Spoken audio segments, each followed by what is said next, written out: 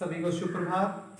आज कक्षा 7 विषय सामाजिक अध्ययन पार्ट 6 में मैं आपको मुगल साम्राज्य के बारे में पढ़ा रहा था, जिसका मैंने जहांगीर के संदर्भ में मैंने आपको इससे पहले वीडियो भेजा है, जहां जहांगीर के बारे में जानकारी दी गई थी या मैंने वहां से शुरुआत की थी। आज मैं जहांगीर पर ही दूसरा वीडियो बना रहा हूं, इसलिए भाग 2 मैंने लिखा है क्योंकि वह जहांगीर से ही संबंधित है।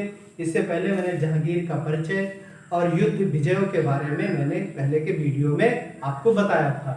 आज मैं जहांगीर और नूरजहां के बारे में आपको बताऊंगा, क्योंकि जहांगीर और नूरजहां 1611 ईस्वी में नूरजहां का जहांगीर के जीवन में पदार्पण होता है।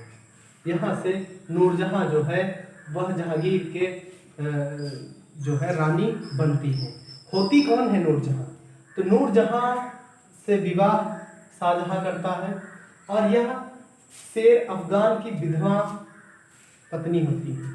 शेर अफगान होता है, उसकी विधवा पत्नी नूरजहां होती हैं।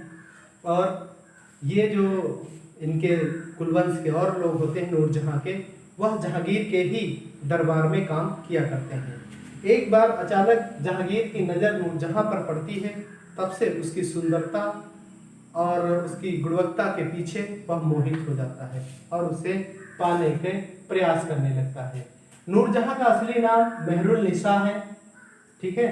और जहांगीर जो है वह नूरजहां नाम रखा था, मतलब जहांगीर ने नूरजहां जो है मेहरुल निसा है, तो मेहरुल निसा नाम से जहांगीर ने नाम रख दिया था नूरजहां।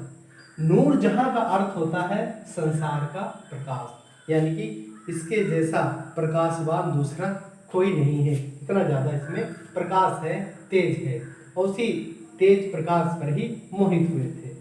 अब क्या होता है कि नूरजहां से विवाह करता है, उसका नाम बदल देता है, मेहरुल निसा से नूरजहां कर देता है।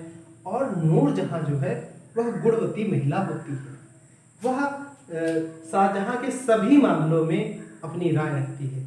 युद्ध के संदर्भ में, राज्य की रणनीतियों के संदर्भ में नूरजहां बढ़ चढ़कर हिस्सा लेती है। यह बात जो यहाँ के और मुस्लिम अधिकारी होते हैं, या कहिए कि जो मुस्लिम आमीन होते हैं, जो उच्च पदों पर होते हैं, उन्हें यह बात खटकती है कि एक महिला शासन व्यवस्था में इंटरफेयर कर रही है।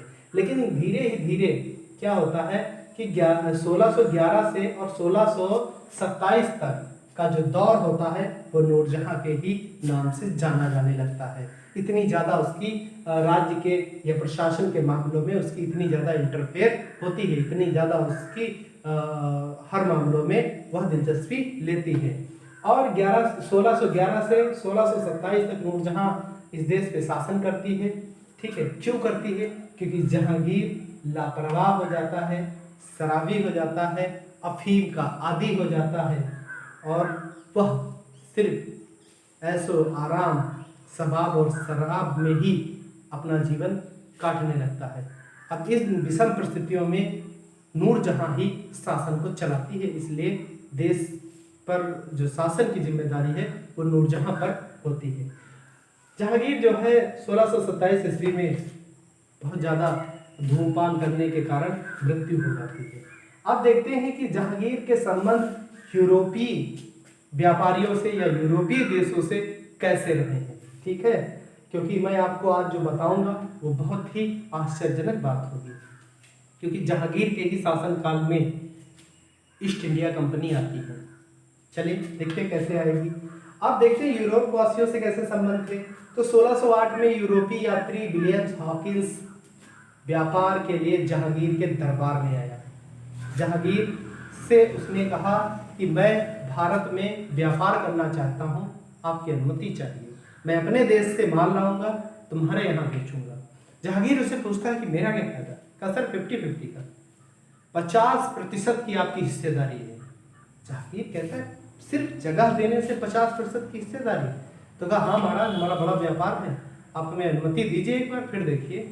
अब यहाँ पर क्या होता है कि विलियम हॉकिंस जो है व्यापार की अनुमति लेने के लिए आता है और फिर 1616 ईस्वी में सर थॉमस रॉ।